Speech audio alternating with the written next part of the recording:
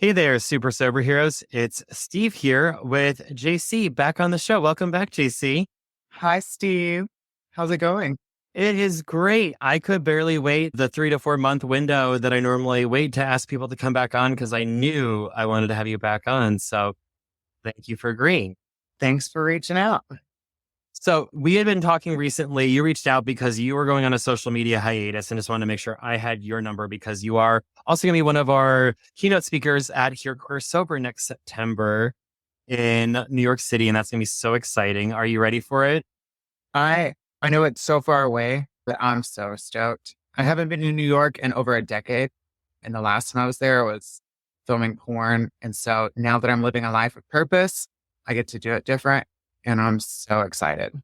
Yeah, I'm excited too. As I'm like working more on the program and what's to come, I'm just looking forward to it next year. We'll live one day at a time, but next year also it's going to be a really good time.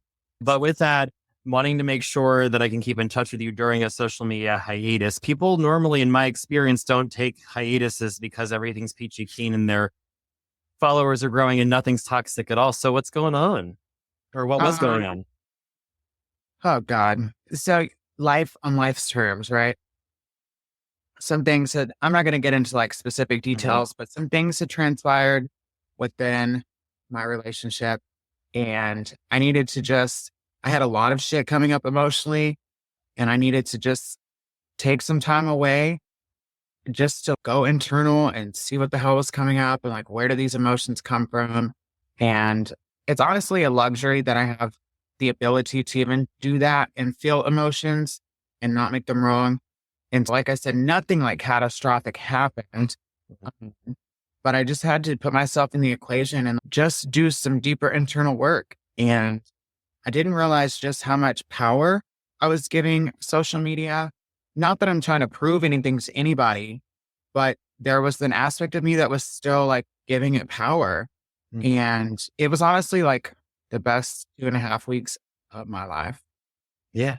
I could definitely relate to because we always learn that the world doesn't revolve around us in recovery. At least that was a lesson to me. I'm sure my parents tried to teach me that growing up, but it never stuck. But in recovery, I learned like I'm not the most important person in the room at all times, and that like people's comments oftentimes have nothing to do with me. But there's a difference between being able to know that in your head and then feel it in your heart. I feel like, especially when it's geared at you, even when it's not about you. So, like, how do you handle that both online with social media as well as in person? Like, how has that changed in your recovery with handling those situations? It was just like once I started to recognize like that I had all these things like internally like coming up, like this damn thing is a distraction. And anybody that's new in recovery knows that like our addict is going to attach itself to different objects once the drugs and alcohol are gone. And so I know for myself, my addict is going to attach itself to the phone, and I will use social media to disassociate and avoid what I'm feeling. And there were some big emotions and some deep emotional clearing that I needed to do for myself and for my relationship. And so I was like, you know what? This is within my control. This Mm. phone is something that, or social media, that's something that I have control over. And if I have the ability to say deactivate and not lose any part of myself or my identity, why the fuck not? So that's what I did. And I felt very empowered in making that decision for myself because I've never done that. I've been on social media since I don't fucking know when, but Yeah. over a decade ago. And so just like, I felt really empowered to just be like, you know what? This is what I need for myself and for my growth and my healing and my program. And like I said before, it's honestly one of the best decisions I've made next to getting sober. And I know that in the future, at any given moment, if something big like that comes up, I can always just take a break if I need to. And there's nothing wrong with that. Yeah, I think that it's definitely an important lesson to learn because so many of us, whether it's taking a break on social media or taking a break even in real life from some things, I feel like social media is one where generally people announce it more because if not, people think you like died or went missing or got hit by a bus or something. But Course. there's been even times like where I'll just like distance, like I won't do as much. Like I'll miss one or two kickball games, like I'll miss one or two this, or do a step back if I need to take a week or a couple of days for myself to recover, or online taking a hiatus. and learning that it's going to be okay and having that time to heal. What did you learn about yourself, or how did you heal during that time away? First, like taking a break and just like disappearing off of social media. Of course, those immediate thoughts of people are going to think I've relapsed. People are going to think I have gone off the deep end, or people are going to, all that bullshit that we make up, because that is very real for people in recovery. When we go offline or we stop posting like we typically do, 9 times out of 10 in the past, I was fucked up, or I was in jail or in the hospital because I had overdosed or whatever. And so going into it this time and knowing that's not even the case, and I can get back on at any given moment. And I forgot what the question was. No, you're good, because I also, something that like is, I'm trying to like put the question into words, but I know that I not going on social media like by choice and then being able to like come back onto it. I feel like I've never really done that intentionally for more than like a day because I was avoiding spoilers for some TV show or something like that. But I've never actually taken a hiatus, because only until I've only really been creating like on social media heavily in the past year. Beforehand, I was very much like a consumer where I just like log on here and there to like a couple things or like stalk a couple people. But it's like now that it's part of my business and part of my life, it's become part of my routine that I've tried cutting back, but I feel like addicts in general, we struggle with that all or nothing thinking or all or nothing habits. Like for me, if I drank, there was never just a little, it was all of the drinking. If it was drugs, it was all the drugs. So like I've tried to be like, I'm going to cut back less. Like even with like my friend and I were having an argument over the amount of time that I was on my phone at the gym while I was working out with him. But I was like, I can try and say it's for work or for this or for that. But at the end of the day, I'm not present in my situation because I'm glued to my phone. And I'm telling myself whatever story for it, but learning that I could put it down and be okay is something that's hard with that all or nothing thinking. Do you have that in other areas outside of social media and drugs and alcohol? If I do, I can't think of it right off the jump. I was able to see in the 2.5 weeks or whatever that I was off, I was able to see just how much time or I was spending towards social media. One is, am I using this to disassociate? Am I using this to not be present? Am I using this to avoid what I'm feeling?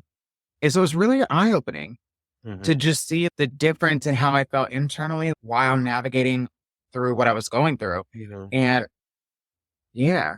And I think I had given myself like a date or like a time frame. I'm going to take this much time off of social media just to see. And for myself, if I fucking set a goal, I'm going to obtain that goal 9 times out of 10. So it was like, I'm going to prove it to myself that one, I can do this. And two, this fucking social media does not define who I am. But then like, it is a very important part of my purpose. I do live out loud, do a lot of things like this, whether it's an interview or speaking appearance somewhere. So it's like things are starting to come up and I was like, you know what? I feel better internally. I cleared a lot of stuff and these opportunities are starting to come back up. So it felt like the universe was setting me up in divine time. And so I got back on and I have been so busy. What was that experience like coming back on? Was it like you had never left, or was there a adjustment of sorts?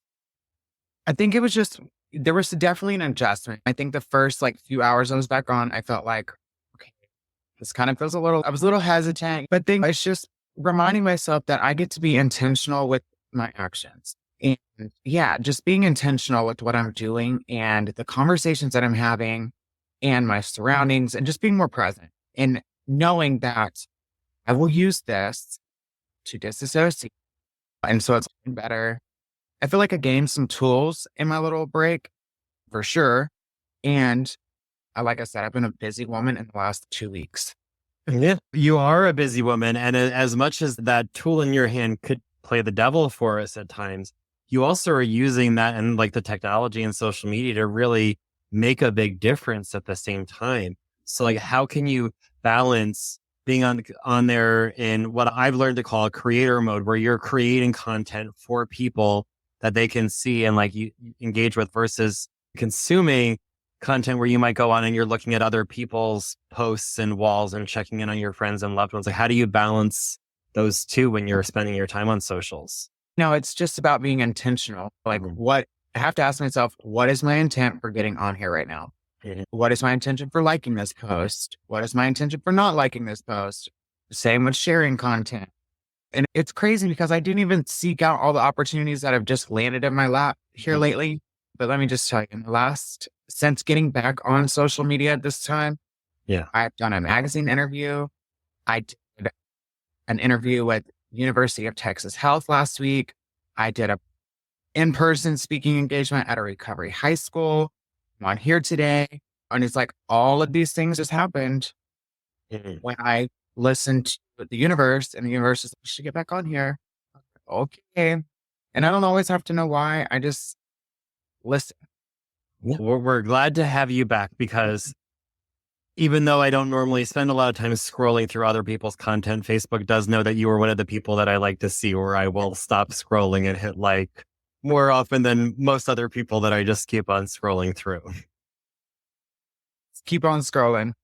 Yeah, I was going to say, because I've also been talking with a couple of different guests recently, it's just in life about when you're on social media, because oftentimes people will have different rules about how they post, how they engage versus how we do personally. Everyone has these own different rules, where I have friends who, like, if they buy a house or buy a dog or anything major happens in their life, they won't text us about the shifts or the changes. They'll just post something on Facebook and kind of assume that everyone in their life that matters will see it because it's on Facebook. And I've always been the type where I'll post for work, I'll post professional stuff, but I was never until recently really even posting in my own life. Like if I was out doing something, that's new for me to be able to post. What was your relationship before you got into all this activism? And when you're not doing the activism work where you're making your voice be heard, what is your social media behavior like on a regular basis? And like, how do you deal with those people's rules that might conflict with yours over how you're using it? I don't know that I necessarily have rules when it comes to posting. I know that if whatever's happening in my life is bringing me joy and it's filling my cup up, I know that I'm going to post whatever the hell I want to post. There's no like schedule, which is very different for me because in the past, like when I was filming porn all the time in the adult industry, I used my social media platforms to promote and to promote that persona. And I was trying to constantly live up to that all the time. Whereas now, people who have been on this journey with me can see where like it has transformed. Like I post literally everything, and I'm not just posting like adult content or promoting adult content. I'm posting real life shit. And yeah, it's very different. And I'm very proud of how I have navigated through that because they say, or at least they said to me, perhaps you should delete your social media and start fresh. And I was, nope, I'm not willing to do that because I get to change the trajectory of what this image is. And I'm not the same person I used to be. I'm not a porn star anymore, promoting adult content. And so I think for me, it's like I said in the last interview we did, is like turning my mess into my message. And that comes with social media. Yeah, I love that. And so with social media, what would you say are one of the few, we're talking about our recovery here, what are some other passionate topics that you love talking about? So let's see, I just did a speaking engagement on recovery. This one was very different. It was with high school kids and who are also in recovery. That was very interesting. Very interesting. I was not prepared for those children. I was going to say, how is that different than college kids or adults in recovery? What's different? These kids are, God bless them. Their stories are crazy, but it's, yeah, I mean, when we were young, but damn. Yeah, I was going to say, I guess if I was able to wake up like at 16, 17 over the fact that I was an alcoholic, like some shit must have gone down because it took me a lot longer than that. And it was inspiring to sit in a room with awesome. 20 high school kids and to essentially see myself sitting in those chairs. And I was like, damn, I wish I had the courage to do what you're doing your age. But it took me a little longer, and that's okay. But some other things that I'm open about talking about, the awareness, being trans, my journey through addiction, my journey as an adult film star, all that comes with that. I've lived a pretty public life since the age of 19. So I'm pretty much an open book and I'll talk about anything that I can relate to. Yeah. I'm curious because I'm someone as well that I've always been very public with telling people I'm an open book, ask me anything. But I've also, when I'm struggling, when things are difficult for me, I am the king of omission, of hiding things. Would you say that as much as you are open online about the things that you believe in and the passions that you're passionate about, are you also as open about when you are struggling or about when you're hurting? Or are there things that you'll keep off limits or offline? There are some things that I don't think are necessary to go on social media. For my relationship, for example, Mhm. I don't post everything just because it's not everybody's business. But typically, I'm in constant communication with my sponsor and the people around me. And so while I don't always post everything, I'm always in communication with somebody about whatever I have going on, just because I know that's what's going to keep me sober. And I don't always have good ideas. Sometimes I do post on social media when I am going through something. Mhm. I may not say I'm fucking struggling right now, Yeah. but it's like a subliminal message. If I'm laying in a field and I'm posting pictures on my feet in the grass and I say, talking about connection with the God, I'm probably going through something, which is something that has happened in my journey. Yeah. You know? I'll do breadcrumbs rather than just say that I'm struggling. Yeah. I don't want to say it. And I think that's probably minimizing. Hey, yo, I'm an addict and I'm fucked up right now. But people that know me know she's trying to get right with God right now. It is what it is. Yeah, and you talked about like constantly being connected with fellows because that's one thing that even when I look at my screen time of being on social media apps versus being on Messenger and phone calls, like I'm still spending just as much time, if not more time, like messaging and staying connected with people that way versus the time that I'm spending posting things online. What would you say is an example for listeners who don't follow you already of something you might post on a daily basis versus something you might text a friend or fellow about? Question, because I don't always post or repost some of the shit that I watch, Hmm. just because I have a sick sense of humor sometimes. And I may send some of my closest friends some things that I don't want to post on social media just because I'm like, oh, what are people going to think of me and my fucked up humor? It really just depends. It's like a case by case scenario.